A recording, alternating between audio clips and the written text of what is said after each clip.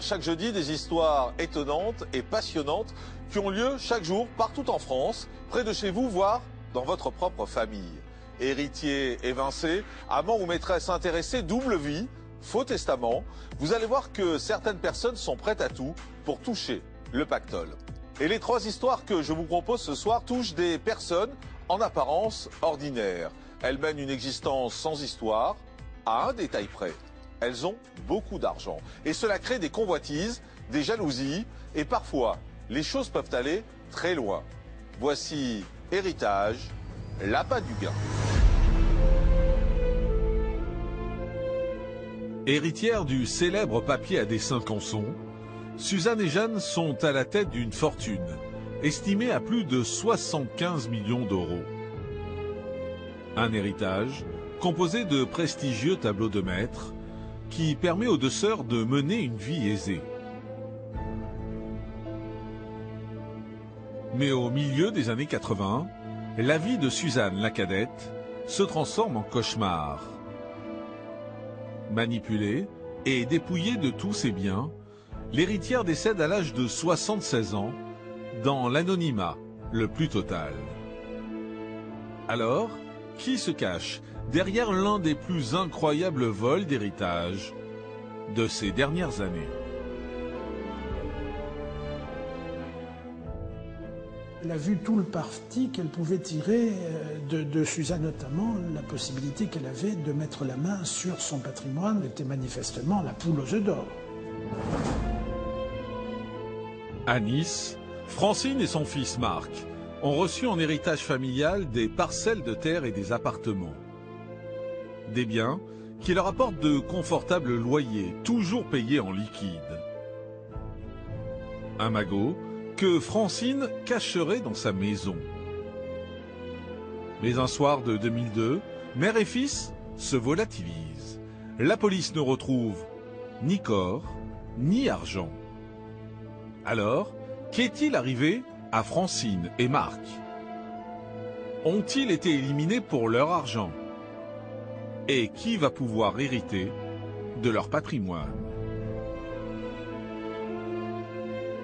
Il s'instaure un procès entre, d'un côté, les neufs de la ligne paternelle et cette héritière qui pourrait, à elle seule, leur prendre la succession.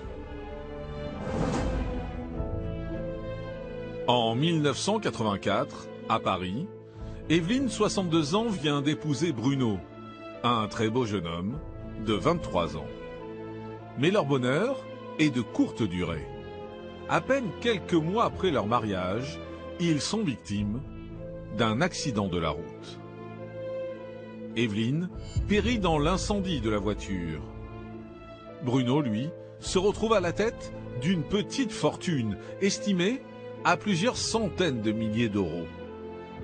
Alors, Evelyne est-elle décédée d'un banal accident de voiture ou a-t-elle été victime d'un plan machiavélique de la part de son jeune époux? Ce qui est étonnant, c'est qu'il va décider, dès qu'il touche l'héritage, de vendre le manoir, et puis il va aussi vendre des appartements. Enfin, il va tout de suite prendre possession de la succession, sans avoir aucun état d'âme.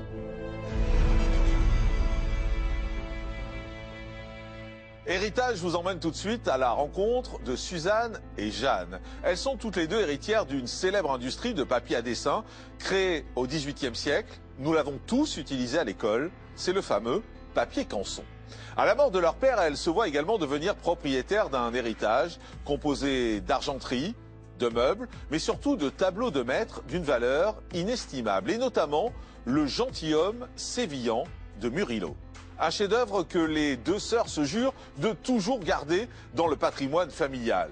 Mais voilà, en avril 1987, Jeanne, la sœur aînée, apprend avec stupéfaction que sa petite sœur, Suzanne, est décédée dans d'étranges circonstances et que le célèbre tableau trône désormais au Louvre.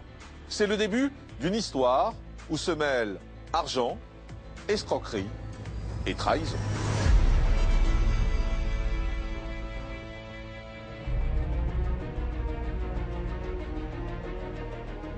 Elle aurait pu vivre et mourir, libre et riche. Mais le destin de Suzanne, héritière de la très riche famille du papier Canson, et d'un patrimoine estimé à 75 millions d'euros, prend une toute autre tournure au milieu des années 80. Séquestrée, maltraitée et spoliée de tous ses biens, Suzanne de Canson décède à l'âge de 76 ans dans de sombres circonstances. Mais qui a bien pu organiser un tel vol? Comment l'une des héritières les plus fortunées de France a-t-elle pu se laisser manipuler et déposséder de la sorte de son héritage?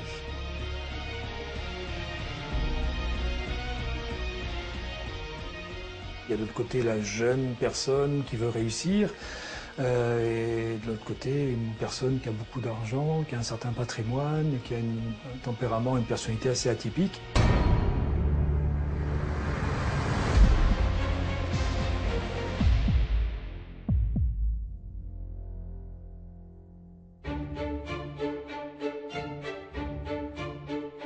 Nous sommes à Paris. C'est ici que grandit dans l'entre-deux-guerres Suzanne de Canson. Depuis le XVIIIe siècle, sa famille produit le célèbre papier à dessin sur lequel les plus grands artistes, comme Picasso, ont dessiné. Elle est née au début du XXe siècle, dans une famille bourgeoise assez fortunée, parce que le père est un collectionneur et un grand antiquaire, probablement l'un des plus grands antiquaires de l'entre-deux-guerres et même de l'après-Deuxième Guerre mondiale. Jacques, leur père, qui collectionne des œuvres d'art en tout genre, initie très tôt ses deux filles, Suzanne et Jeanne, à sa passion. Grâce à lui, la jeune Suzanne développe une culture de l'histoire de l'art exceptionnelle. Ils sont extrêmement riches et elle a été élevée dans l'art pendant toute sa vie. Dans l'art, dans les œuvres d'art, dans les tableaux. Elle fréquentait toutes les galeries d'art qui existaient à Paris. Et les deux sœurs étaient invitées pour représenter la famille. Et elles ont pris goût à une certaine liberté.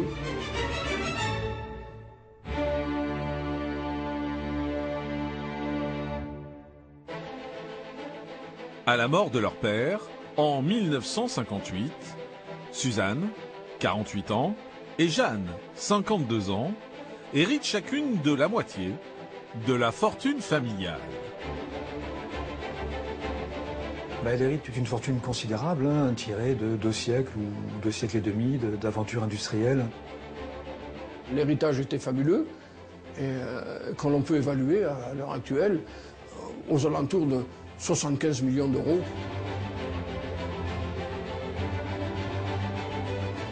Un héritage composé en grande partie de meubles d'exception, d'objets d'art, mais surtout de tableaux de maître, dont un en particulier revient à Suzanne.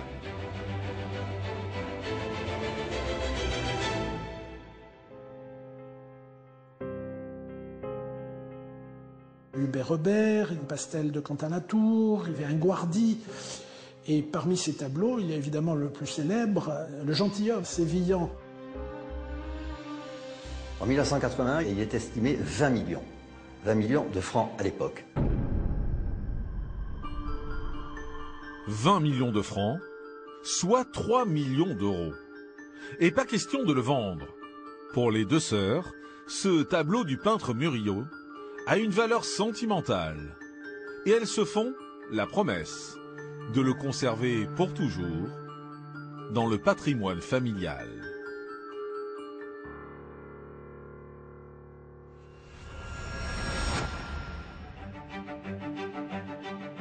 Grâce à l'immense fortune familiale, Suzanne mène grand train depuis sa jeunesse.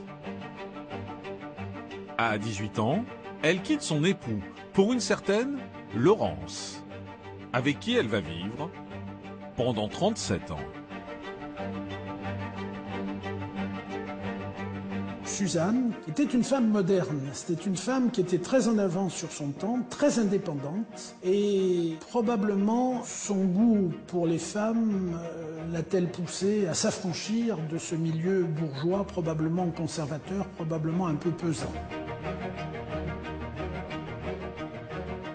Une homosexualité assumée qui va pourtant l'éloigner de sa famille, et notamment de sa sœur, Jeanne.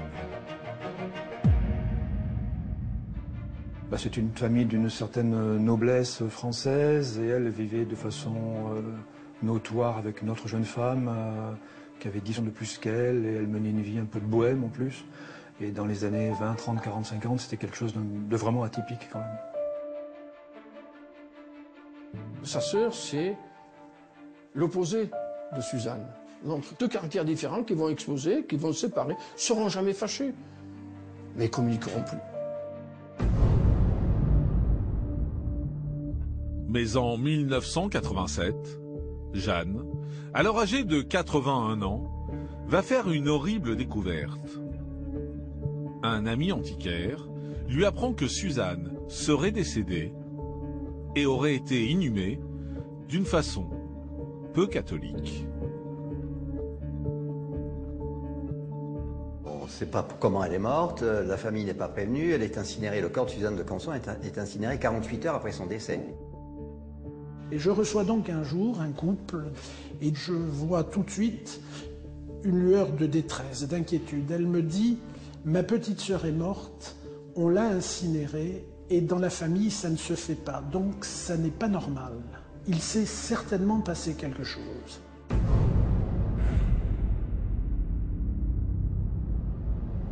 Jeanne découvre également que sa petite sœur n'aurait pas tenu sa promesse et aurait vendu le gentilhomme sévillan de Murillo.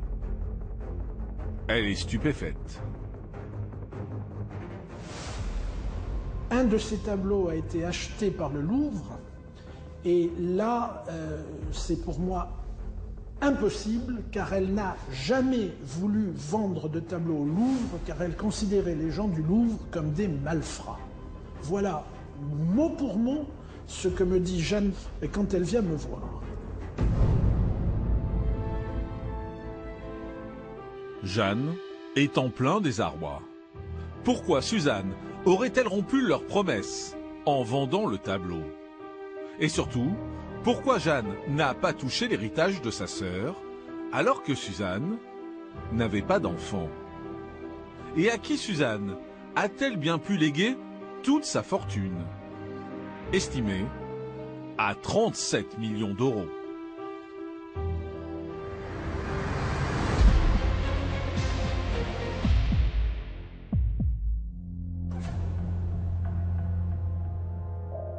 En 1987, à quelques kilomètres de Lausanne en Suisse, Jeanne de Canson vient d'apprendre que sa petite sœur, Suzanne, serait décédée 6 mois plus tôt, à l'âge de 76 ans, dans d'étranges circonstances.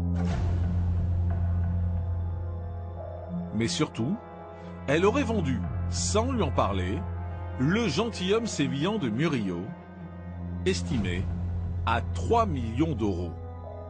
Une vente au musée du Louvre. Des faits qui lui paraissent impossibles. Elle me dit elle est décédée à Toulon. Bon, je réfléchis aux moyens d'essayer d'en savoir davantage, car le but était quand même de savoir, et de savoir dans quelles circonstances elle était décédée et pourquoi elle s'était faite incinérer ou pourquoi on l'avait incinérée. Le 9 juin 1987, l'avocat de Jeanne décide de déposer une plainte contre X au tribunal de grande instance de Toulon. Et donc j'ai eu l'idée, je dirais assez banalement, de déposer une plainte un petit peu comme ça à l'aveugle pour non-assistance à personne en danger et pour vol, car effectivement, non seulement le Murillo était au Louvre, mais elle était propriétaire d'un certain nombre d'autres tableaux qui avaient disparu, et donc il était légitime que sa sœur s'inquiète du devenir de ces tableaux. Dans la foulée, le juge d'instruction diligente une enquête avec pour point de départ la vente du tableau de Murillo. Il ordonne alors au musée du Louvre l'ouverture du dossier d'acquisition du tableau. On découvre qu'il est en vente par une certaine Joël.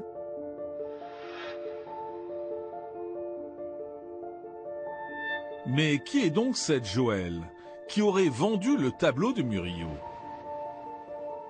Les enquêteurs l'auditionnent et creusent dans sa vie privée. C'est une personne qui est née d'une famille de militaires qui était au Vietnam, en Indochine. Elle est née en 1940, je crois, en Indochine. Sa mère a vécu là-bas avec sa fille. Le père était dans l'armée. Donc elle avait une vocation un petit peu d'artiste, un peu bohème, un peu fantasque. Mais en même temps, elle avait un petit côté un peu autoritaire. Elle tenait un bar à Toulon. Elle disait que c'était un bar d'artistes. Les méchantes langues disaient que c'était plutôt un bar malfamé. Elle rêve de tout, elle rêve de gloire, elle rêve d'être Miss, elle fait des concours de Miss. Elle devient même Miss Toulon dans les années 50. Des rêves de gloire avortés par l'emprisonnement de son mari, accusé de meurtre. Elle a 2 enfants d'un premier mariage, 2 autres d'une deuxième union, et elle a beaucoup de mal si vous voulez, à gérer tout ça, tout en ayant à la quarantaine venue l'attitude de quelqu'un qui a réussi. Donc elle n'est pas forcément en phase avec elle-même, et elle a tendance à inventer les briques de sa vie, de sa biographie qui lui manquent. Elle a toujours peine, hein, elle faisait des faux, et elle imitait très très bien les faux. C'était une spécialiste d'imitation de Miro. Alors, si vous connaissez les Miro, il n'y a rien de plus facile à imiter. Joël prétend avoir hérité du tableau de Murillo, mais elle n'a aucun lien de parenté avec Suzanne, puisque l'héritière Canson n'avait pas d'enfant. Les enquêteurs tentent alors d'établir dans quel contexte les 2 femmes se seraient rencontrées. Et c'est ainsi qu'ils remontent leur piste jusqu'à un certain Robert, avocat que Suzanne aurait sollicité au début des années 80, après que sa compagne, Laurence, l'ait quitté.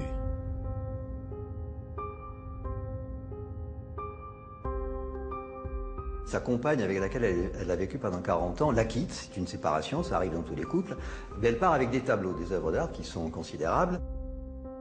Il se met sur l'enquête, il retrouve l'ex-compagne de Suzanne de Canson, il fait un procès, il ne récupère pas les œuvres parce qu'entre-temps, l'ex-compagne les a léguées en Suisse à une municipalité, mais il prend beaucoup de place dans la vie de Suzanne qui est seule depuis quelques années, et ça devient l'homme sur qui s'appuyer, l'homme de confiance, presque un demi-dieu qu'elle met sur un piédestal, puisque c'est un homme de droit, il est très chrétien, il va à la messe, il lui parle de peinture.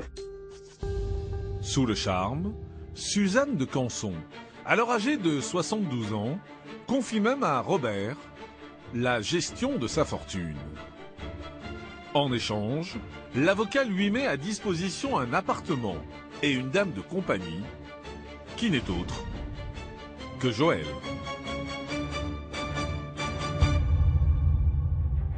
On met en contact 2 éléments qui vont forcément provoquer des étincelles. Il y a de l'autre côté la jeune personne qui veut réussir, et de l'autre côté une personne qui a beaucoup d'argent, qui a un certain patrimoine, et qui a un tempérament, une personnalité assez atypique. Et les 2 vont, je dirais pas fusionner, mais vont démarrer une relation très, très particulière. À plus de 40 ans, Joël, qui a toujours rêvé de luxe, voit en Suzanne la possibilité de changer de vie. J'imagine qu'elle a vu tout le parti qu'elle pouvait tirer de Suzanne, notamment la possibilité qu'elle avait de mettre la main sur son patrimoine, ce qui restait en tout cas de son patrimoine. Elle était manifestement la poule aux œufs d'or.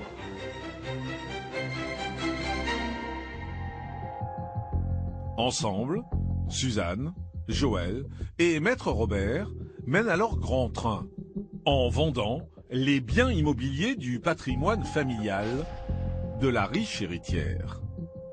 Et cela grâce à un stratagème frauduleux.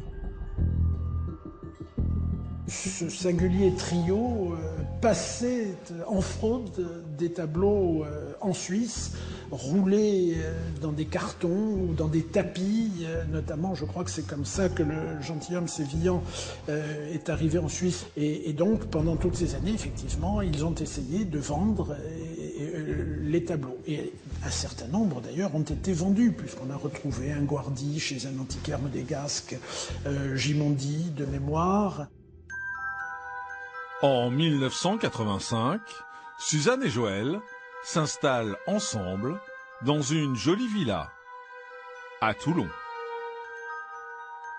C'est une villa qui est à l'écart de Toulon. Elle est sur les hauteurs, elle n'est pas forcément dans une zone résidentielle. Et c'est un peu à l'écart. Et c'est vrai que pour y venir, pour trouver cette villa, il faut la chercher. À partir de ce moment-là, plus personne n'aura de nouvelles de Suzanne. Alors, dans quelles circonstances est morte la riche héritière? A-t-elle légué de son plein gré toute sa fortune à Joël? Lui a-t-elle demandé de vendre le Murillo, rompant ainsi la promesse faite à sa sœur? Ou Suzanne a-t-elle été victime d'une manipulation?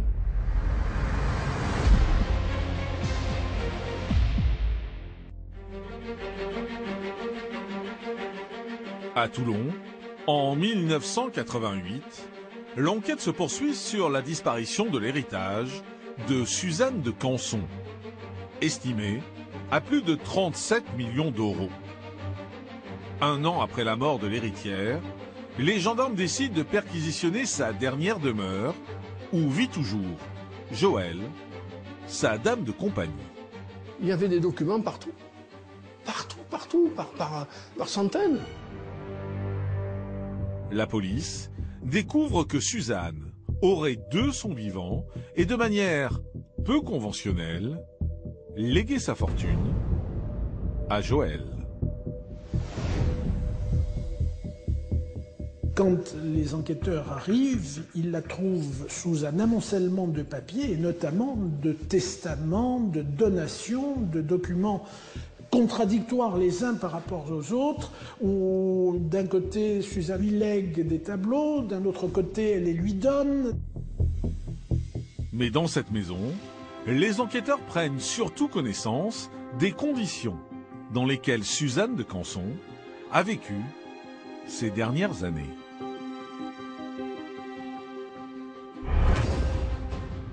Moi, ce qui m'intéressait surtout, c'était la chambre. Il n'y avait pas de lumière. On avait cassé, coupé les fils, parce que la lumière, ça dépense de l'argent. Et qu'une vieille dame, ça ne fait que de dormir. Elle n'avait même pas un lit, elle avait juste un matelas recouvert d'un plastique. Cette photo, extrêmement choquante, est la dernière de l'héritière, prise quelques mois avant sa mort. À 76 ans, Suzanne apparaît dénutrie et en très mauvaise santé. Et elle était nourrie très peu, très mal, un yaourt de temps en temps, et encore. Elle mettait des couches. Et comme elle avait tellement faim qu'elle restait plusieurs jours, eh bien, elle mangeait ses excréments et ses couches. Et quand il y en a une qui lui a dit « Vous savez, il ne faut pas faire ça », elle a répondu « Mais quand on a faim, on mange n'importe quoi ». Vous vous rendez compte? Une personne qui est née dans l'abondance, qui est née dans un milieu huppé, dans un milieu, et qui finit comme dans un caniveau.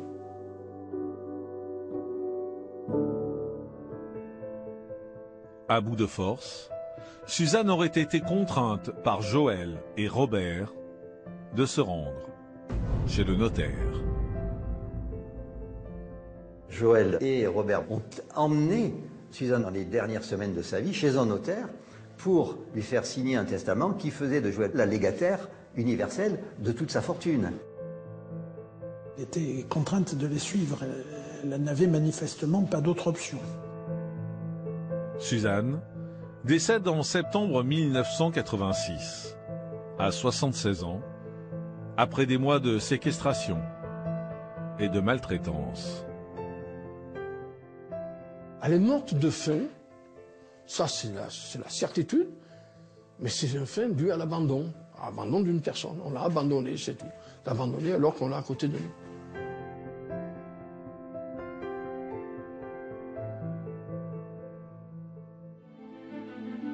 Face à ces découvertes accablantes, Joël est placé en garde à vue. Mais la dame de compagnie ne craque pas. Elle se présente comme la petite nièce de Suzanne et s'en tient à sa version. Elle n'a pas dévié des faux documents qu'on a trouvés. Elle a hérité de tous les tableaux qui étaient Madame de Canson qui était avec vous. C'était ma tante. Que sont devenus les tableaux? Ah ben j'en ai vendu un, là, celui-là, ça, là, tout ça, tous les faits. Mais elle n'a jamais varié de ça, jamais.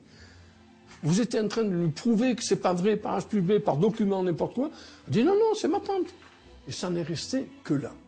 Elle n'a jamais dévié de ça. Quand on lui disait le contraire, ou elle se taisait, ou elle disait non, non, vous trompez, c'est comme ça, prouvez le contraire.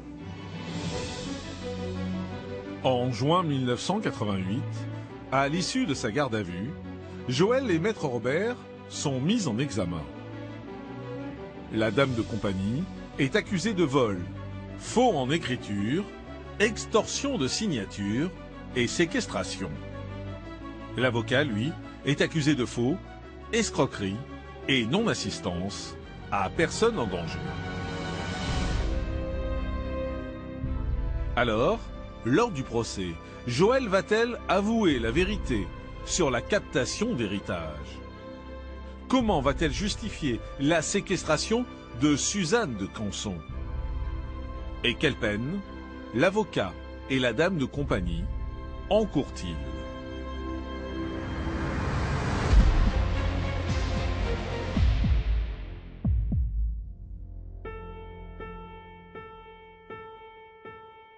À Draguignan, le 7 octobre 1991, soit 5 ans après les faits, s'ouvre le procès de Maître Robert et de Joël, alors âgés de 51 ans, devant la cour d'assises du Var. Jeanne de Canson, la sœur de Suzanne, est présente.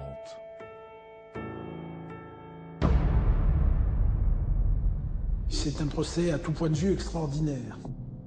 Mes clients sont là. Ils seront là le premier jour. Jeanne a tenu à affronter Joël et à être confrontée. Elle voulait voir celle qui, pour elle, a pris la vie de sa sœur. Elle était là, c'était une grande femme, avec une chevelure blonde qui descendait dans le dos. Hein. Elle était tétanisée. Joël était plutôt du côté des grandes gueules, la personne qui va pas se taire, qui aura toujours le dernier mot, qui parlera toujours un peu plus fort, qui aura toujours raison, qui sait tout, qui sourira au dernier moment, qui va vous anéantir avec un grand sourire en vous disant « mais je vous ai dit ça, ça, ça, puis je vous ai dit ça hier, etc. » C'était quelqu'un qui maîtrisait tout. À l'audience, c'était une personne qui était éteinte. Je l'ai pas reconnue. L'enjeu de ce procès, qui s'étend sur 3 semaines, comprendre comment Joël a pu s'emparer de l'héritage de Suzanne de Canson sans que personne ne s'en aperçoive.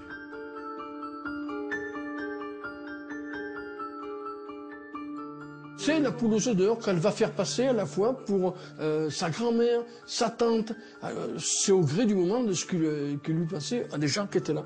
Mais elle connaissait très très bien le milieu. Elle savait très bien comment fonctionnaient les galeristes, comment fonctionnaient les vendeurs, et que l'appât du gain prévalait souvent sur les petites considérations, je dirais, d'éthique ou de morale.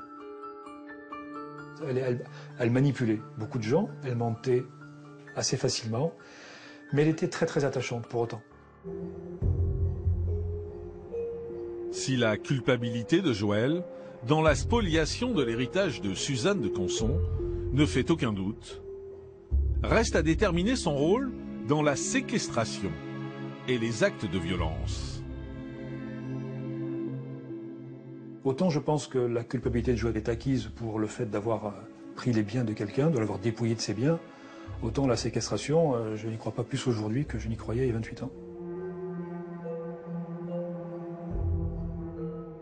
Le procès, elle a toujours dit qu'elle était innocente, qu'elle était morte comme ça, mais de maladie, parce qu'elle était vieille, de sénilité ou n'importe quoi. Joël a tenté de justifier la séquestration par le fait que Suzanne était sénile, qu'elle était agressive, qu'elle était mauvaise, et donc qu'il fallait la maintenir sous clé. Elle arrivera à noyer le poisson, à expliquer que Suzanne c'était vraiment une personne en déshérence, une vieille dame qu'elle a recueillie chez elle. L'avocat général réclame une peine de 20 ans de réclusion criminelle pour Joël. Et après plus de 12 heures de délibéré, un record pour une audience en assises, la sentence tombe. Finalement, l'assassinat n'est pas reconnu. Joël écope de 13 ans de prison. Maître Robert, lui, est condamné à 4 ans d'emprisonnement, dont un avec sursis. Ça peut paraître peu pour une séquestration suivie de mort, mais c'est énorme quand vous n'avez aucune preuve écrite ou n'importe quoi de séquestration et de mort. Vous n'avez que des témoignages qui vous le disent. Parce que normalement, séquestration et assassinat, c'est la réclusion criminelle à perpétuité. 13 ans et elle n'a rien dit. Rien. Elle a baissé la tête et c'est tout. Après 10 ans de prison, Joël s'est reconvertie dans l'immobilier. Elle est décédée au début des années 2000.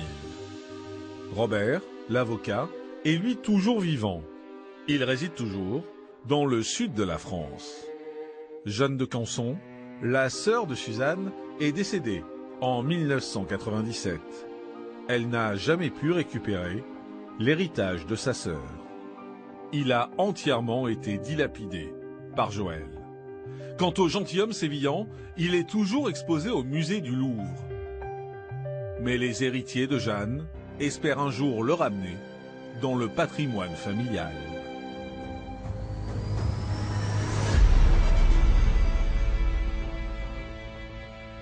De retour sur le plateau d'héritage et je vous propose de nous rendre désormais sur la Côte d'Azur, sur les hauteurs de Nice. C'est ici qu'ont élu domicile depuis de nombreuses années Francine, 71 ans, et son fils Marc, 47 ans.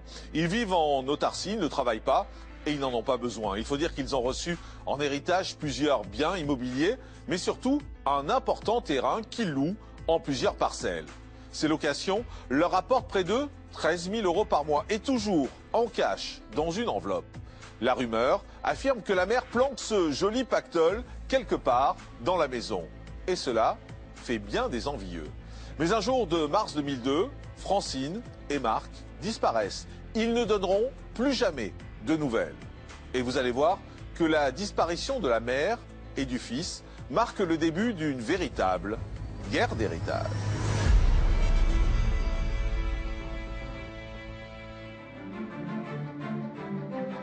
Au début des années 2000, sur la Côte d'Azur, la colline de Guéraud, à Nice, connaît un drame épouvantable. Alors que Francine, 71 ans, et son fils Marc, 48 ans, mènent une existence simple et tranquille dans leur propriété, ils sont retrouvés, enterrés, dans une fosse, à 15 km de chez eux. Leur fortune personnelle, estimée à plus de 500 000 €, serait-elle le mobile de ce terrible assassinat? Et à qui va profiter cet héritage? Ce sont des gens qui savent que peut-être il y a de l'argent à prendre et qui ont essayé de trouver une cassette, un coffre, de l'argent liquide.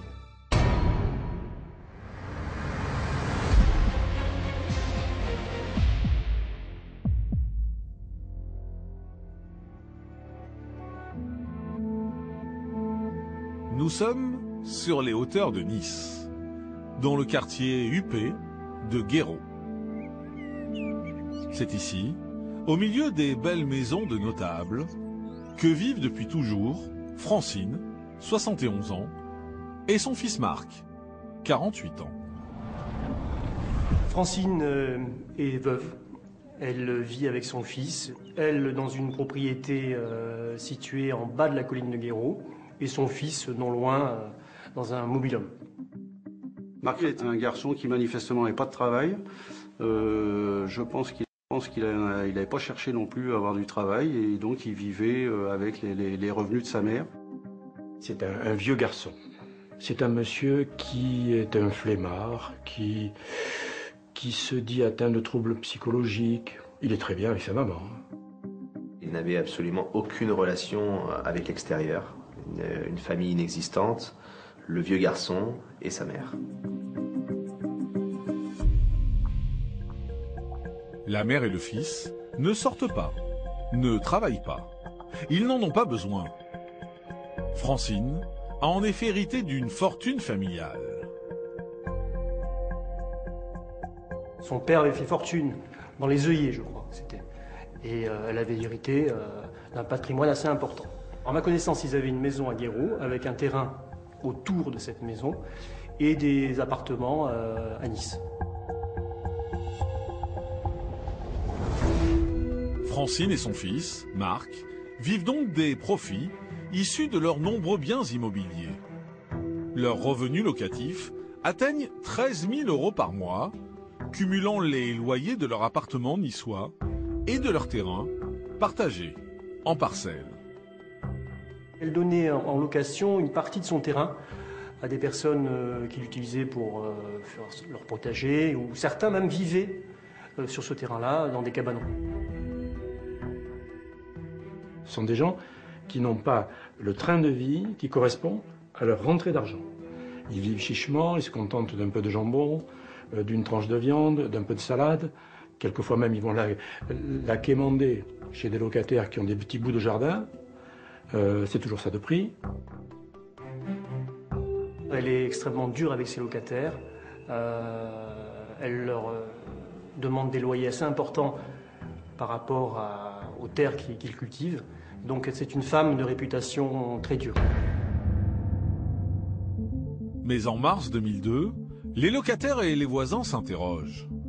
Marc et Francine ont disparu. Depuis le dimanche 10 mars, soit 5 jours plus tôt, ils n'ont pas été aperçus dans leur propriété. Depuis 4 ou 5 jours déjà, le chat miaule à l'intérieur de la maison. La voisine décide d'aller voir ce qui se passe. Elle s'aperçoit que Francine n'est plus là et que son fils Marc n'est plus là. La voisine est inquiète, c'est pas le genre à partir sans avertir, surtout que leur chat est là. Donc elle se dit, j'appelle la police. La police initialement se déplace avec les pompiers. Bon, ils constatent donc l'absence de la mère et de son fils. Et effectivement, c'est un départ précipité qui ne correspond pas du tout au mode de vie de ces gens-là. Mais pas de traces d'effraction ni de lutte. Mais qu'est-ce qui a pu pousser la mère et le fils à quitter précipitamment leur maison? Ont-ils eu des différends avec leurs locataires? Et leur fortune a-t-elle un lien avec cette disparition?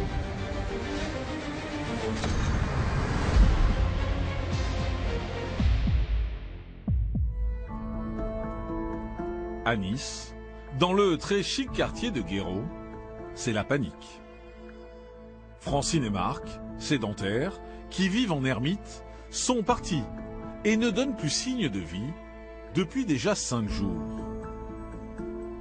Alertée par une voisine, la police se rend sur les lieux. On fait une perquisition dans la maison. On voit qu'effectivement, ils n'y sont pas et qu'apparemment le départ a été précipité et non préparé. Donc on se doute qu'ils ne sont pas partis de leur plein gré. Donc c'est très inquiétant. Et c'est là que nous sommes saisis et qu'on démarre l'enquête. Les enquêteurs fouillent la maison de Marc et Francine, à la recherche d'indices. Et très vite, ils font une découverte. Ce qu'il voit, je pense me rappeler que c'était un mégot sur un meuble, un mégot qui n'a pas été écrasé et qui va être extrêmement intéressant. Francine ne fume pas, son fils ne fume pas non plus. Donc ils se disent, c'est une personne étrangère qui est venue dans cette maison et qui a rencontré madame et son fils. Que s'est-il passé?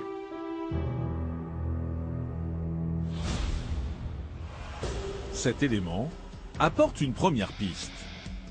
La fouille se poursuit à l'extérieur de la maison.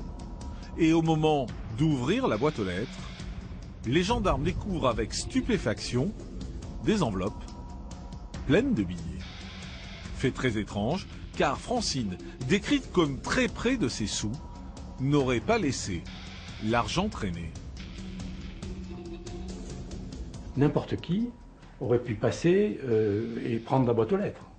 Les policiers comprennent que ces enveloppes correspondent à des loyers, parce qu'effectivement ils interrogent l'entourage, les voisins qui leur expliquent la façon de faire. Les policiers découvrent que les 13 000 € de revenus locatifs que touchait Francine étaient tous payés en liquide dans des enveloppes. Un procédé qui lui aurait déjà provoqué quelques soucis avec le fisc.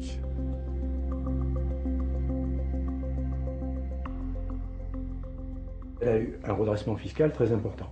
Le fisc et les agents du fisc, qui ne sont pas des idiots, se sont aperçus que Francine mettait sur son compte en banque de fortes sommes en liquide chaque mois. Et ils se sont dit ça, ce sont des sommes qui échappent à l'impôt. Donc pour échapper au fisc, Francine se faisait payer tout en liquide.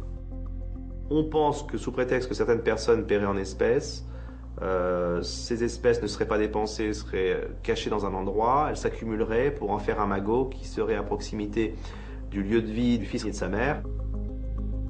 Et ce qui va d'ailleurs réveiller des soupçons. Où est la cassette? Le nœud de l'affaire, il est là. Ce magot présumé, estimé aux alentours de 500 000 €, pourrait bien être lié à la disparition de la mère et du fils.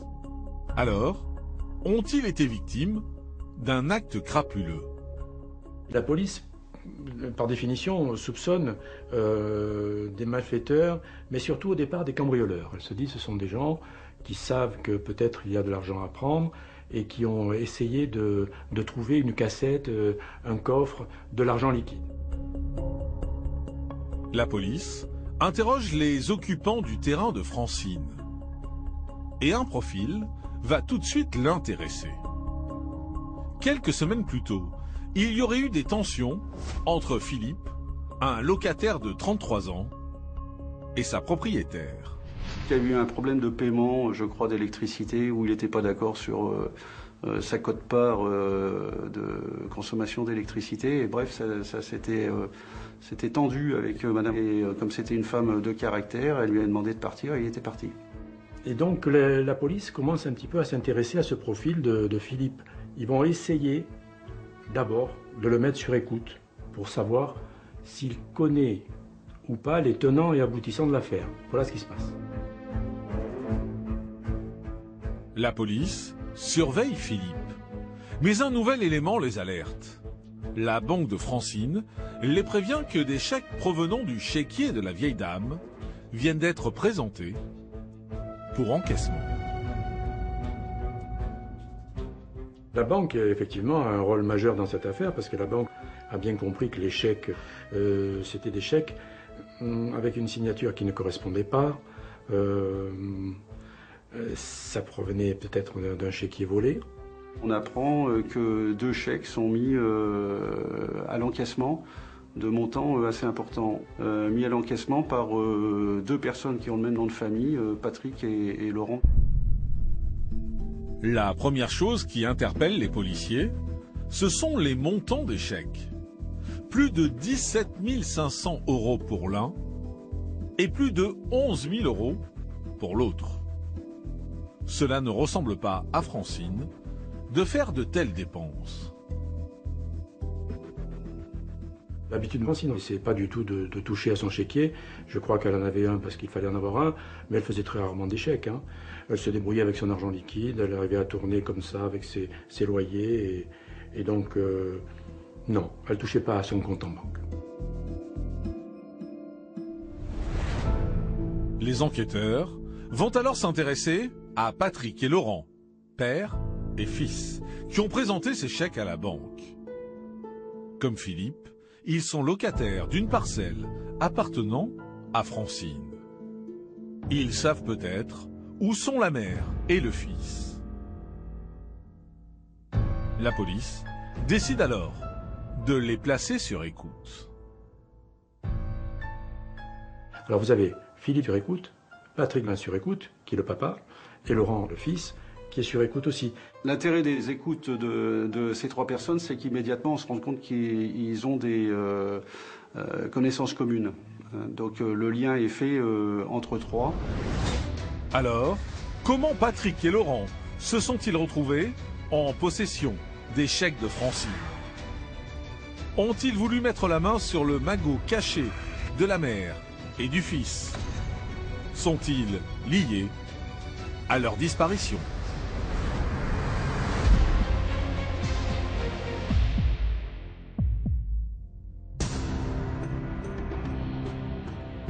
Sur les hauteurs de Nice, sur la Côte d'Azur, cela fait plus d'un mois que Marc et Francine ont disparu.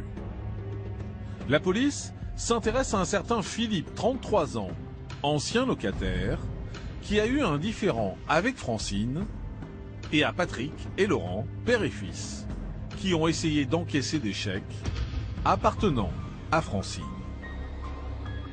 Les trois suspects sont sur écoute pour tenter de les faire réagir. Le 13 avril 2002, la police tente un coup de poker.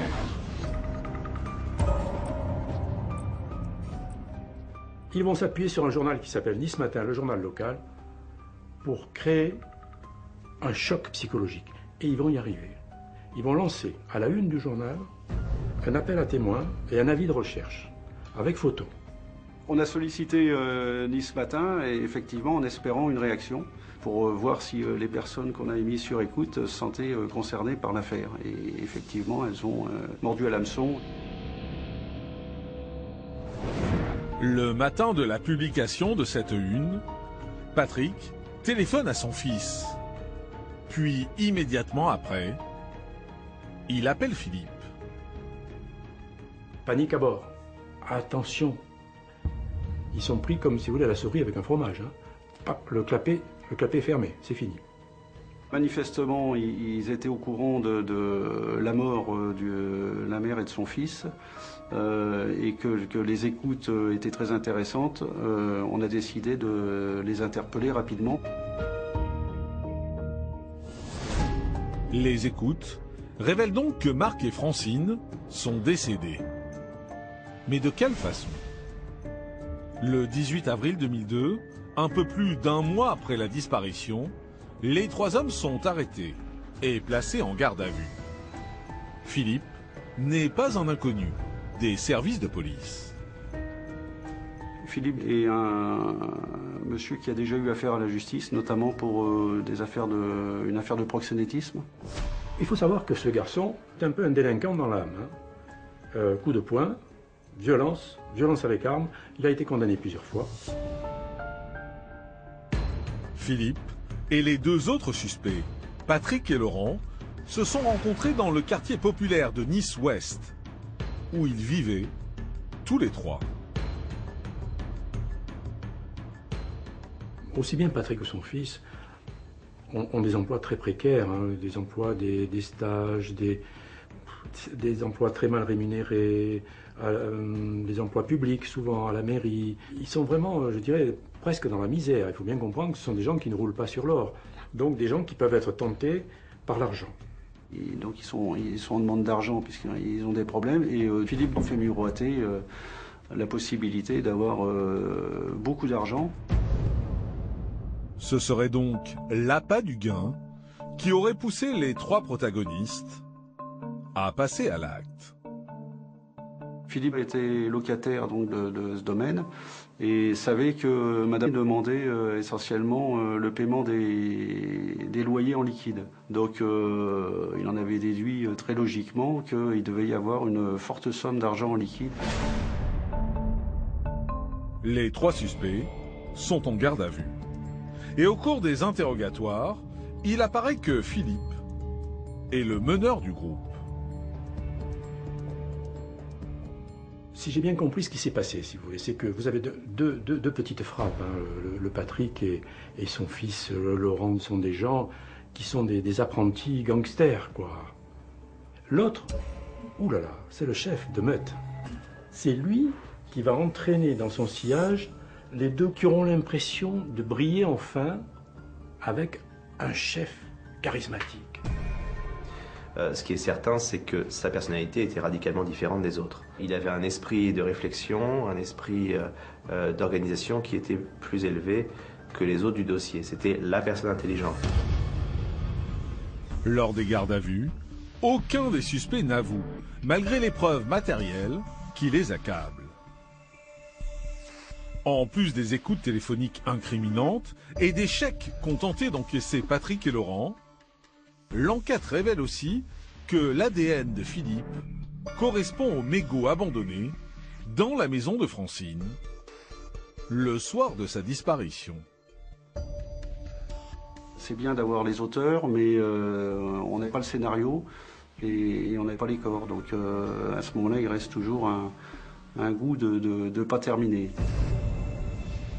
Malgré l'absence des aveux, les 3 hommes sont mis en examen et écroués. 1 an plus tard, coup de théâtre. Du fond de sa cellule, Laurent accepte finalement de parler. Environ 1 an après, Laurent écrit une lettre qui est retrouvée dans sa cellule, qu'il a dictée à un codétenu. Alors, quelle révélation Laurent va-t-il faire dans sa lettre? Avouera-t-il avoir voulu tuer la mère et le fils pour s'accaparer leur fortune? Alors que l'enquête est au point mort, cette lettre fait totalement basculer l'affaire.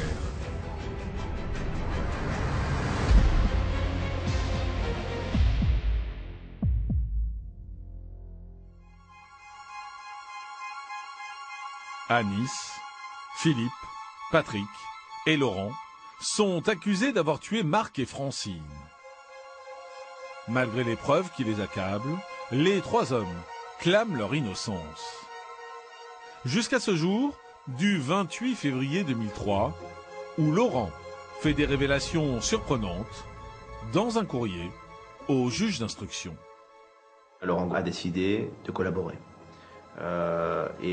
Quoi de plus collaboratif que de révéler l'emplacement des corps, ce qu'il a fait.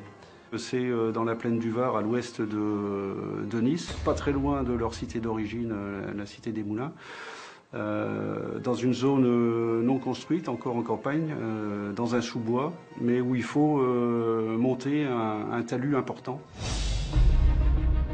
La police creuse à l'endroit désigné. Et dans une fosse d'1,30 m de profondeur, les enquêteurs trouvent enfin les corps de Francine et Marc. Et là, on a la mère qui est en dessous, qui est bâillonnée, et le fils qui est au-dessus de sa mère, qui lui a les chevilles entravées et qui est également bâillonné. Laurent passe aux aveux.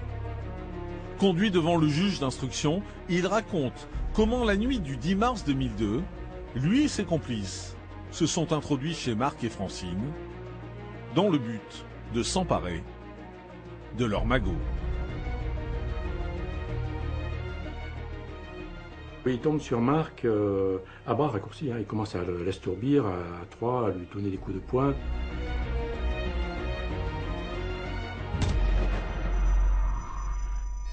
Les 3 hommes s'attaquent ensuite à Francine, qui dort dans sa chambre. Ils la frappent et tentent de lui faire révéler l'emplacement de son butin d'argent liquide. Voilà, ils s'imaginaient bêtement qu'il y avait un magot caché. Ils ont cherché partout, hein, ils ont fureté, ils ont cherché dans les meubles, dans les casseroles, ils ont cherché partout, hein, mais ils n'ont rien trouvé. faut croire que Francine a trouvé une belle cachette quand même. Sans avoir pu mettre la main sur le magot, ils entassent les corps de Marc et Francine dans le coffre de la voiture et les conduisent dans le sous-bois, où ils les enterrent dans une fosse qu'ils avaient creusée 2 jours plus tôt. Ils ont commencé par creuser un trou, une tombe. Tenez-vous bien, pendant 2 jours, d'1,30 m de profondeur. Vous imaginez ce que c'est? Pourquoi? Parce qu'ils avaient l'intention d'y ensevelir Francine et Marc. C'est un meurtre avec préméditation, un double assassinat. Suite aux aveux de Laurent, le procès des 3 accusés s'ouvre le 19 juin 2006 à la cour d'assises des Alpes-Maritimes, à Nice. Mais une autre bataille juridique s'engage en même temps. Les corps ayant été retrouvés et la mort de Marc et Francine déclarée, leur succession peut enfin être ouverte. Mais la mère et le fils n'ont pas de descendants directs. Lorsque l'ensemble des héritiers n'a pas pu être identifié, n'est pas encore connu, ou qu'on n'arrive pas à les joindre, etc. Dans ces cas-là, le notaire va systématiquement faire appel à un généalogiste qui, lui, va mener l'enquête, va essayer de retrouver tous les héritiers, donc leurs adresses, leurs coordonnées, etc. Le généalogiste mandaté retrouve alors plusieurs cousins éloignés de Marc et Francine. Côté ligne paternelle, 9 héritiers. Et un autre généalogiste trouve la présence d'une autre héritière dont le sort dépend de l'ordre de succession, de l'ordre des décès. Alors bien évidemment, lorsque il y a 2 décès au cours d'un même événement, l'ordre des décès est extrêmement important puisque c'est celui qui va déterminer qui sont les bénéficiaires, qui va hériter de qui. Si on considère que le fils est décédé le premier, c'est cette héritière unique qui héritera de l'ensemble de la branche paternelle, donc de la moitié de la succession.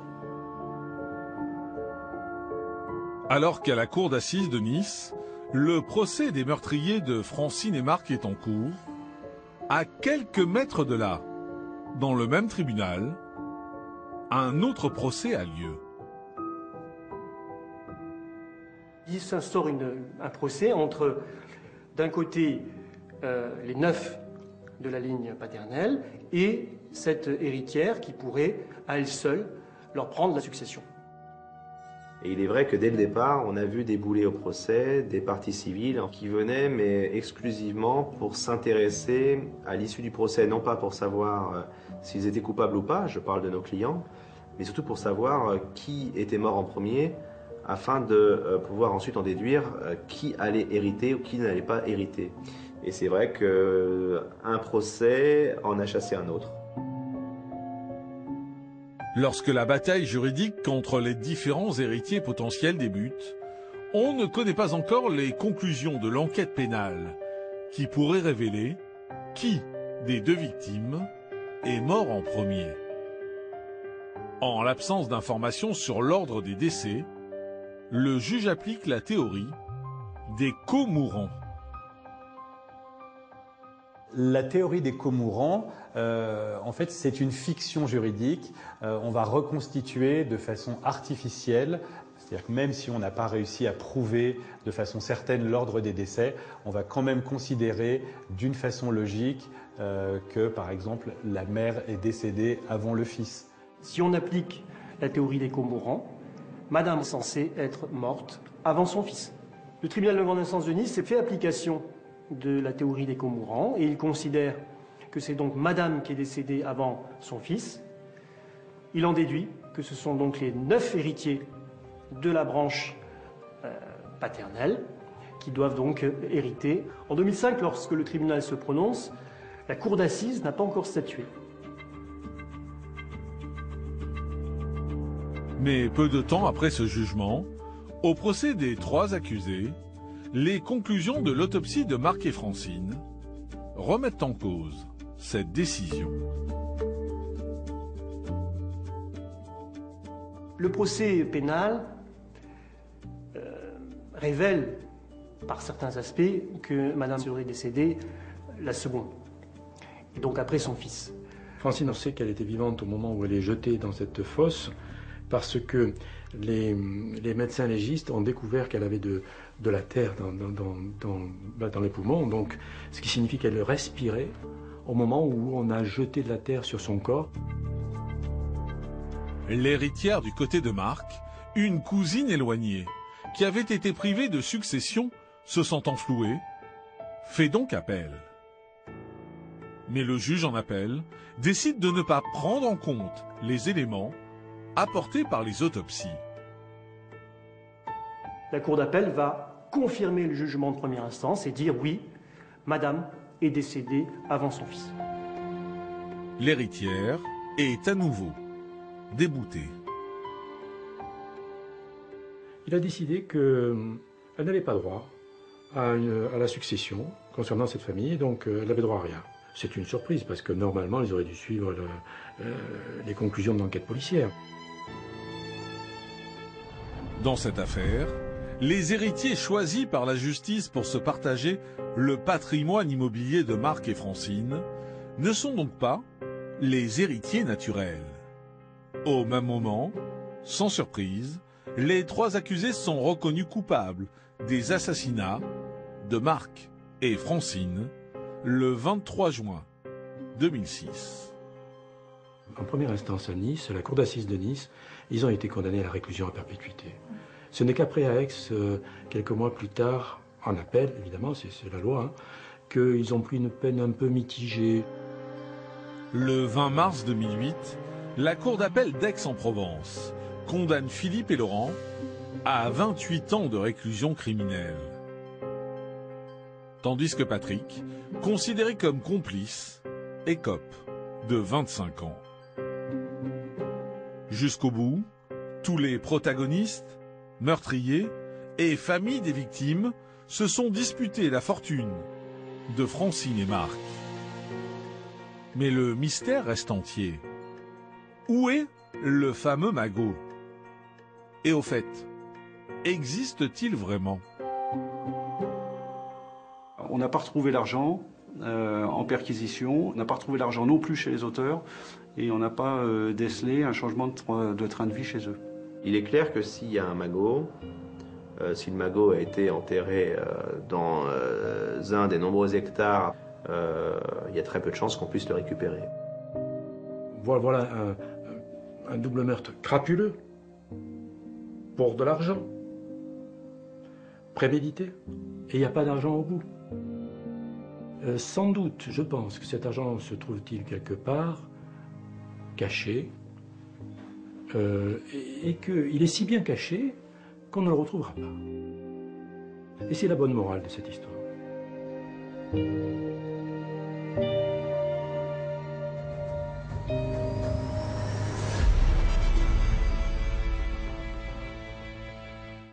De retour sur le plateau d'Héritage et je vous emmène maintenant en région parisienne où a lieu un mariage qui intrigue tout le monde. En effet, le 7 décembre 1984, Bruno, jeune étudiant en philo de 23 ans, épouse Evelyne, sa cousine éloignée, âgée elle, de 62 ans. Il est beau, jeune, idéaliste, mais sans un sou en poche. Elle est corpulente, a un sacré caractère et surtout, elle est très riche. Et cette histoire va faire encore plus jaser lorsqu'un soir de février 1985, après seulement 3 mois de vie commune, le couple a un accident. Evelyne est mortellement blessée dans l'incendie de sa 2 chevaux. Mais Bruno, lui, s'en sort indemne et il hérite de la totalité de son patrimoine. Alors, était-ce un simple accident? Plus de 30 ans après, cette affaire garde encore tout son mystère. Mais ce soir, nous allons vous révéler dans Héritage ce qui a pu se passer ce soir-là.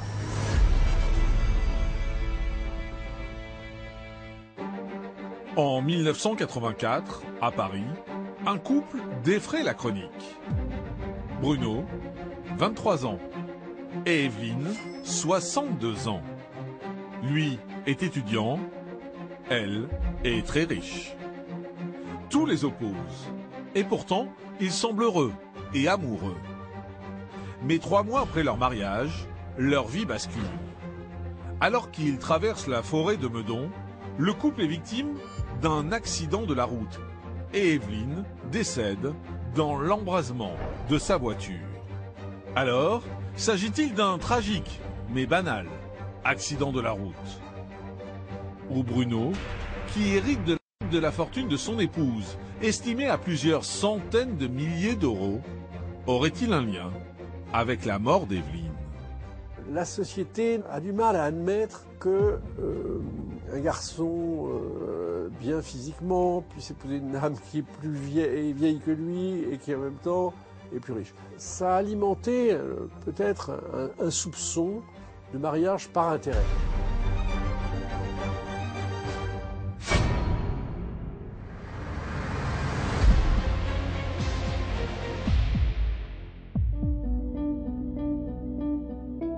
Nous sommes à quelques kilomètres de la petite commune de Nevers, en Bretagne, au cours de l'été 1984. C'est dans son manoir familial qu'Evelyne, infirmière de 62 ans, fait la connaissance du jeune Bruno, 23 ans, étudiant. Evelyne reçoit Bruno et sa maman dans sa maison du Fortin.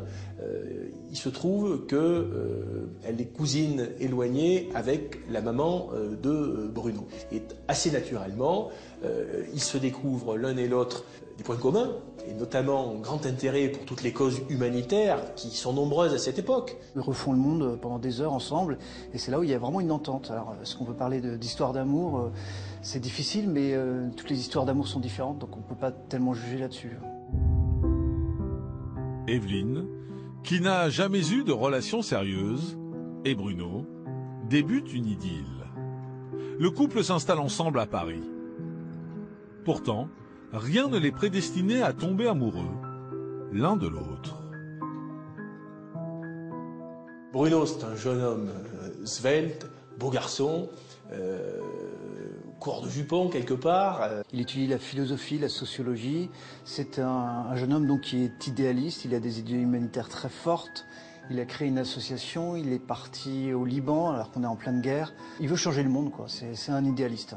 Evelyne, physiquement, c'est un peu l'antithèse de Bruno. C'est une dame beaucoup plus âgée, de 40 ans, l'aînée de Bruno, avec un peu d'embonpoint, et je dirais dont les qualités n'ont pas trait à son physique. Mais c'est quelqu'un qui a un peu, même beaucoup, le même état d'esprit que Bruno, la même joie de vivre, et ce qui déplaît d'ailleurs très fortement à sa propre famille. C'est une femme qui appartient à une grande famille bourgeoise, on peut dire, de Paris, et elle est un petit peu marginale dans sa famille parce qu'elle n'est pas mariée, parce qu'elle n'a pas un beau métier, elle est juste infirmière, alors que tous les membres de son famille ont des métiers de notables, ils sont médecins ou avocats. Une famille rigide qui voit d'un mauvais œil cette histoire naissante. D'autant que les relations entre Evelyne et ses frères ne sont pas au beau fixe. En cause, l'héritage d'Evelyne, estimé à plusieurs centaines de milliers d'euros. Il y a 5 appartements à Paris, dans le 12e arrondissement principalement.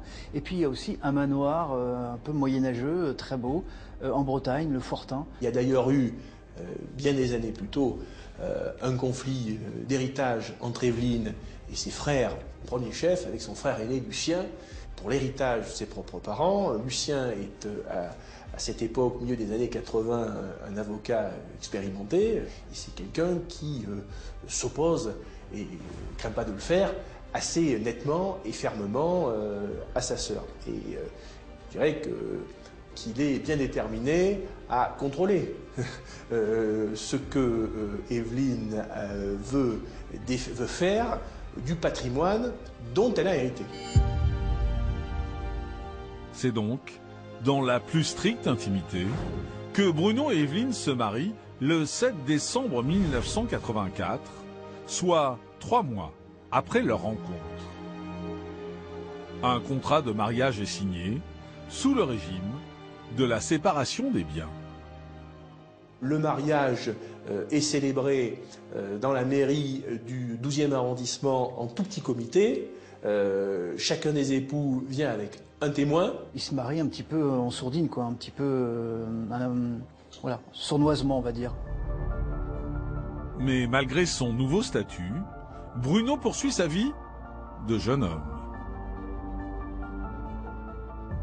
Leur relation est empreinte, et c'est assumé des deux côtés, d'une grande liberté, qui d'ailleurs l'est plus du côté de Bruno, qui est un jeune homme au physique agréable, qui est apprécié de la gente féminine, et qui d'ailleurs a de nombreuses petites amies, ce que Evelyne sait parfaitement.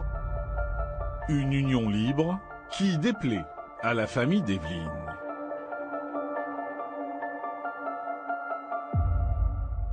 Vous imaginez que ce genre de situation, l'écart d'âge puis ce type de comportement a le don d'agacer particulièrement la famille d'Evelyne. La société a du mal à admettre que un garçon bien physiquement puisse épouser une dame qui est beaucoup moins bien, qui est plus vieille que lui et qui en même temps est plus riche. Donc déjà ça a alimenté peut-être un soupçon de mariage par intérêt. Alors, malgré les 39 années qui les séparent, Evelyne et Bruno ont-ils un réel avenir ensemble? L'argent serait-il en lien avec cette union ou est-ce véritablement un mariage d'amour? Et leur relation est-elle suffisamment forte pour dépasser tous ces préjugés?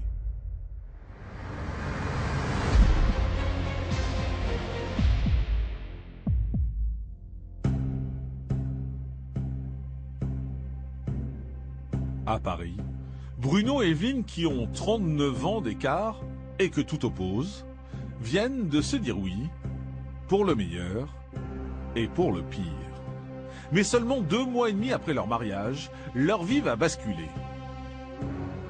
Il est environ 19h, ce 28 février, quand ils quittent le domicile des parents de Bruno pour se rendre à Versailles afin d'acheter une nouvelle voiture. Donc ils rentrent dans la 2 chevaux de Bruno, ils prennent la route ensemble. C'est Evelyne qui conduit puisqu'elle dit à la mère de Bruno c'est moi qui conduis, on va aller ensemble à ce garage acheter cette voiture. Ils empruntent une petite route qui traverse la forêt de Meudon et là il y a une sortie de route. Elle rate le virage, elle rentre dans le décor. Le véhicule s'immobilise, Bruno se retrouve côté passager, il sort du véhicule, la porte se referme, il essaie de porter secours à Evelyne qui ne parviendra pas à faire, et là le feu prend très rapidement.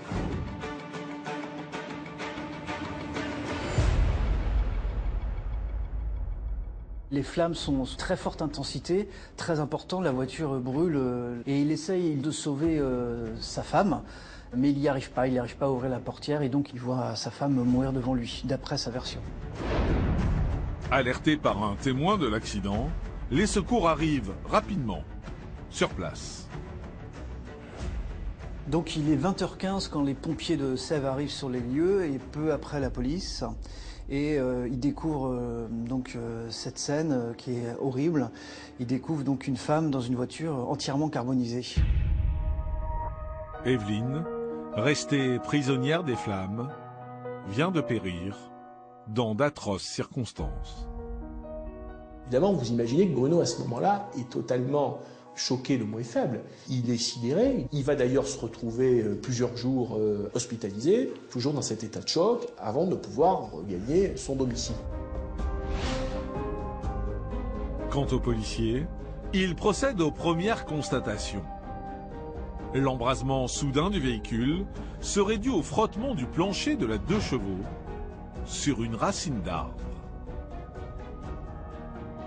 Les policiers de Sèvres ont l'habitude de ce genre de situation et ils concluent assez rapidement à un banal accident de la circulation sans estimer devoir réaliser d'expertise technique.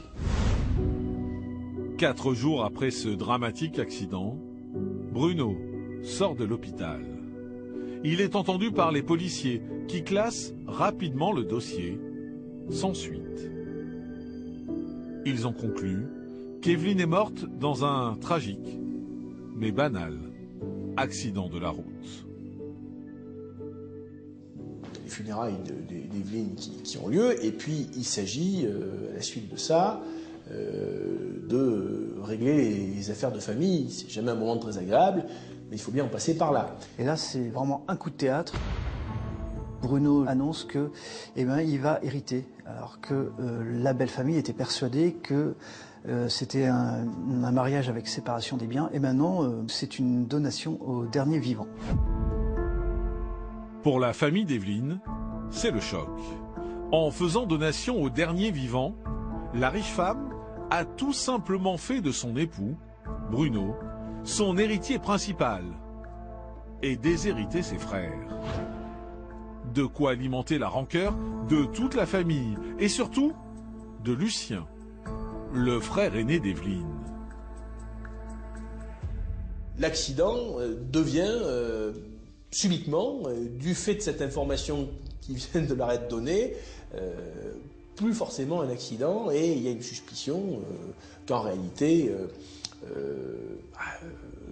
Bruno a pu commettre l'irréparable sur leur sœur. Pour eux, ils ont le sentiment d'avoir été spoliés. Et c'est là qu'une plainte va intervenir et que la justice va se mettre en branle. Le scénario qui avait commencé à germer dans la tête des membres de la famille d'Evelyne, c'était qu'effectivement, elle avait été neutralisée par un ou plusieurs coups donnés par Bruno. Lucien est avocat de profession et il va prendre les choses en main, il va essayer de savoir ce qui s'est passé, il a des doutes et puis surtout il veut récupérer l'héritage. Lucien, le frère d'Evelyne, écrit alors une lettre au procureur dans laquelle il réclame l'ouverture d'une enquête et le recours à une autopsie afin de connaître les causes exactes du décès de sa sœur. Alors cette autopsie, elle révèle rien du tout parce que le cadavre d'Evelyne est complètement carbonisé et on peut rien relever, on peut pas voir grand chose, il n'y a pas de traces, voilà. C'est une autopsie très difficile pour le médecin légiste. Si l'autopsie ne révèle rien, l'expertise technique de la 2 chevaux, en revanche, vient contredire les constatations faites par les policiers le soir de l'accident. Les experts constatent et insistent dans leur rapport sur le fait que la première vitesse est enclenchée. Ce qui leur paraît finalement assez contradictoire avec la notion d'accident. Ils réfutent l'idée que les enquêteurs de police avaient mis en avant dans leur enquête initiale, que le véhicule ait pu heurter une souche, ou en tout cas que ce soit ça qui puisse être à l'origine de l'incendie. Ces dernières analyses démontrent qu'on n'est pas dans un accident classique de la route, mais qu'il y a quelque chose qui ne va pas, il y a des éléments qui ne collent pas, c'est vraiment très suspect. Pour la famille d'Evelyne, le doute subsiste. Et s'il ne s'agissait pas d'un accident, mais plutôt d'un macabre scénario savamment échafaudé par Bruno pour mettre la main sur l'héritage de son épouse. Est-il réellement le veuf éploré qu'il prétend être? Ou bien Bruno est-il un homme capable du pire?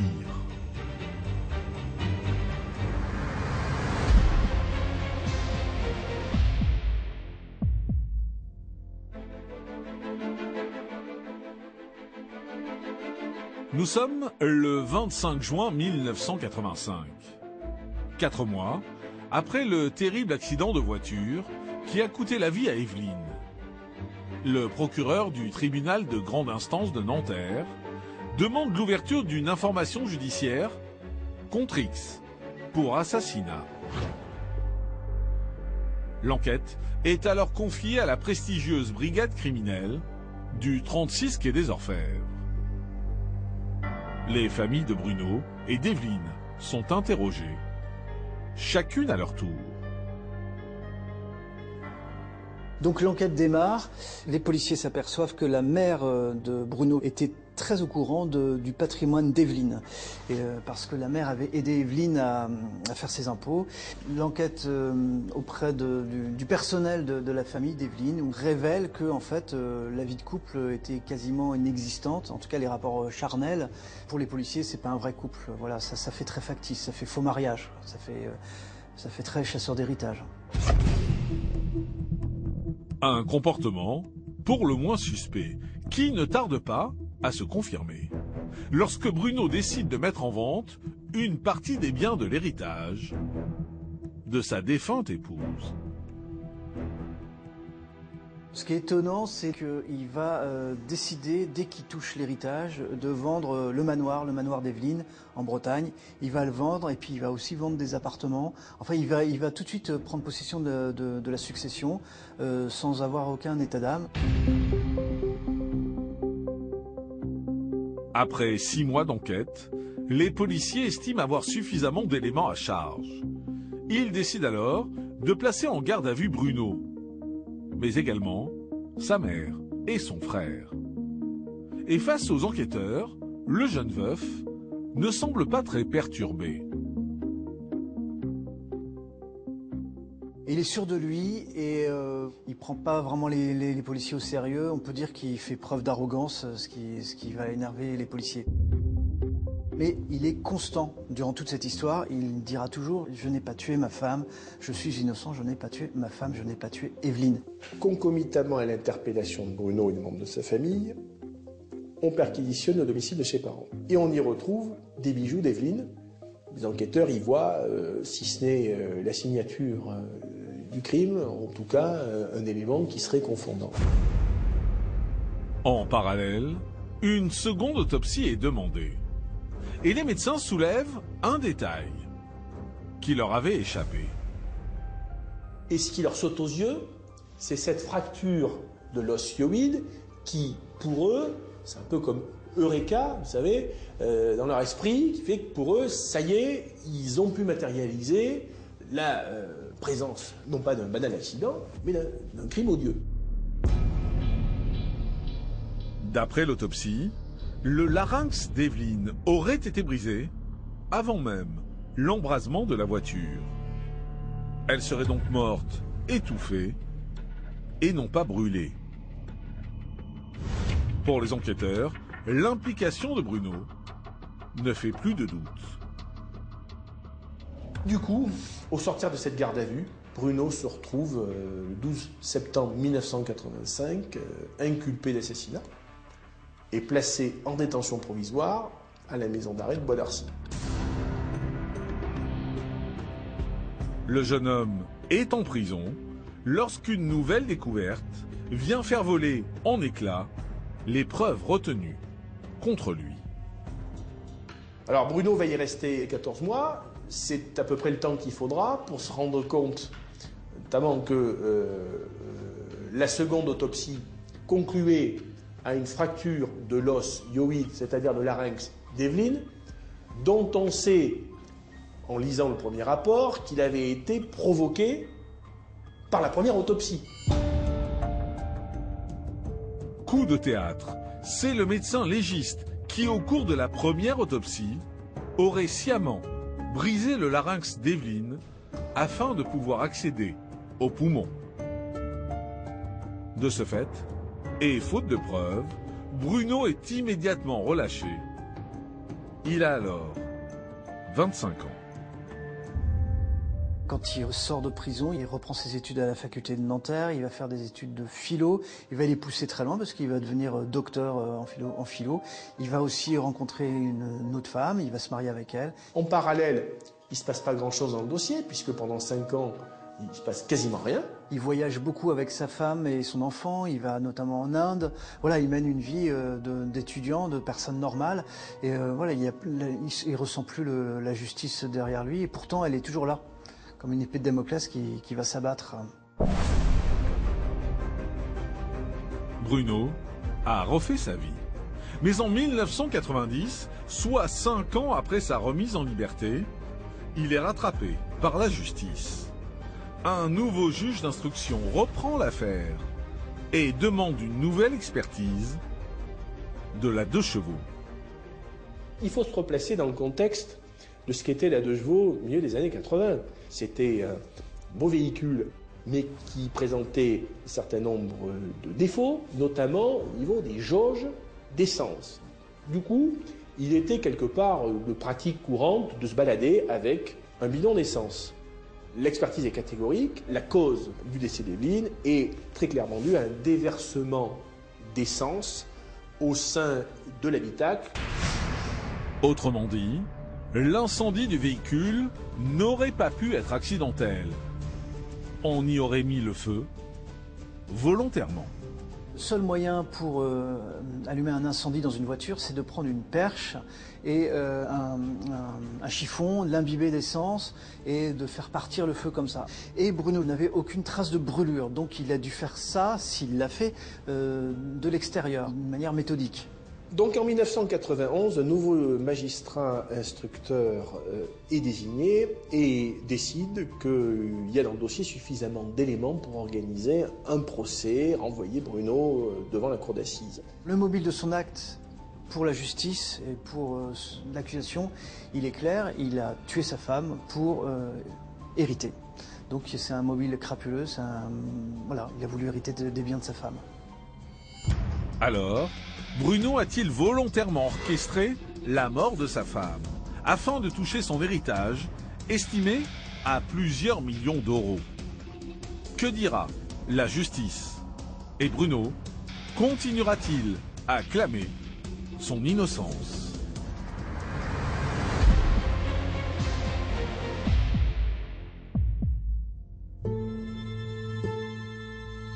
En région parisienne, 13 ans après l'accident de voiture qui a coûté la vie de sa femme Evelyne, et après la révision du dossier, Bruno est renvoyé devant la cour d'assises de Versailles pour y être jugé.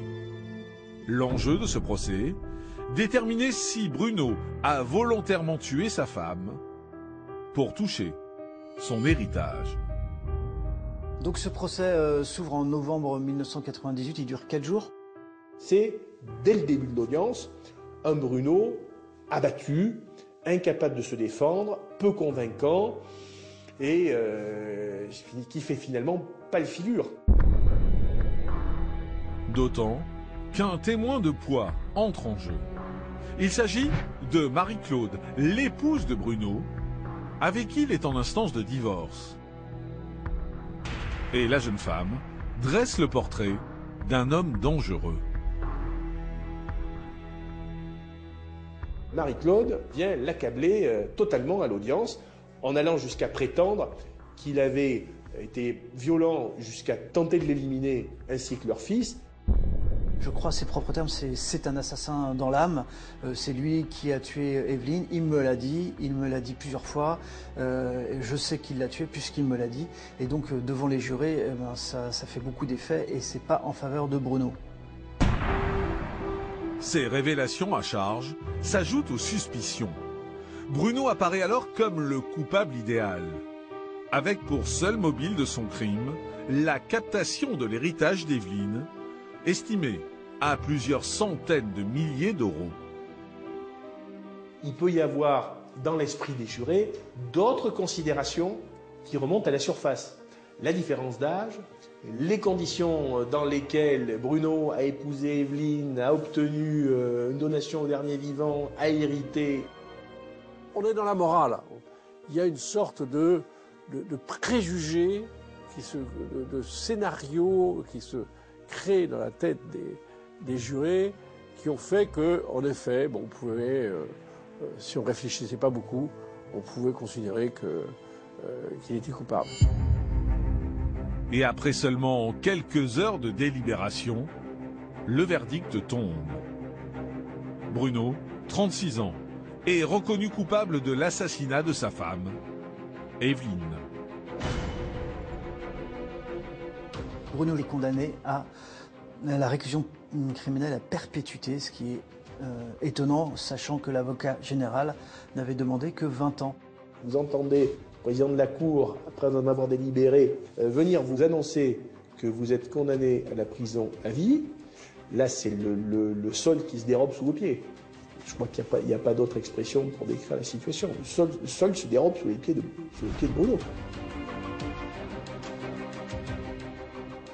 À l'époque, il n'y avait pas d'appel. Donc le seul moyen pour que Bruno ait un nouveau procès, c'est un procès en révision.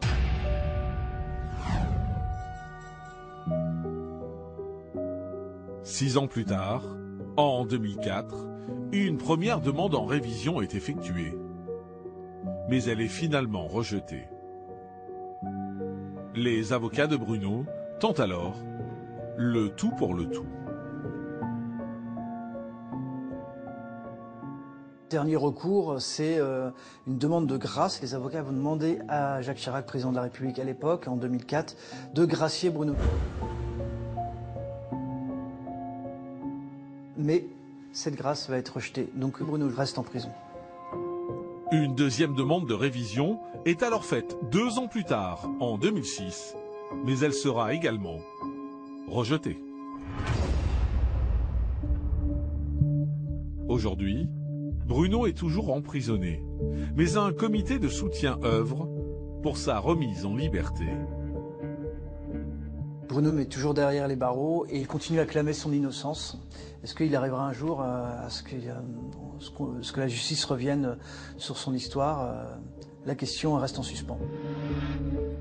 Quant à l'héritage d'Evelyne, il ne lui appartient plus.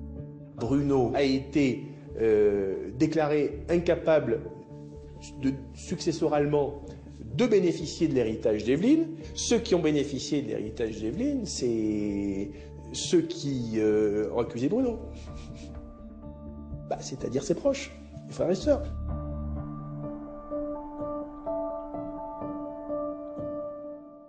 Héritage vous raconte chaque jeudi les histoires vraies de ces familles qui se déchirent. Merci de nous avoir suivis, restez avec nous car dans un instant, vous allez découvrir